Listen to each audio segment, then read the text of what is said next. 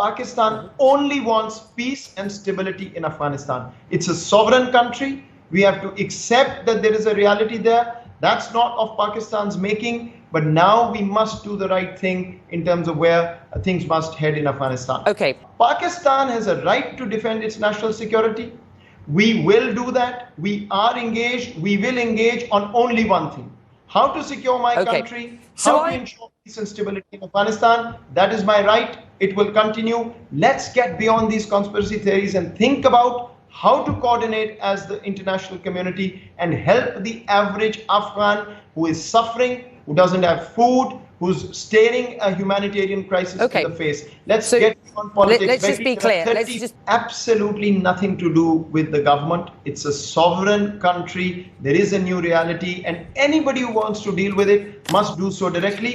I found out from the television screens, just like perhaps you did. So I want to be absolutely clear. I think we need to end this conversation once and for all. If there is any country or a region that has leverage over the Taliban, it's the West.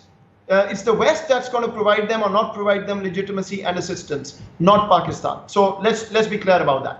And we very much expect, we've been public about this, that Afghan soil is not allowed to be used by any sort of terrorists against any country. But as I told you, Pakistan, because of geography, bears most of the pain and the brunt for what comes out of Afghanistan. So yes, we are worried. We are working on this, and we will ensure that Pakistan is not allowed to be destabilized by any actor in the region, in Afghanistan, or in India, that for 20 years has been working with hostile intelligence agencies to do that.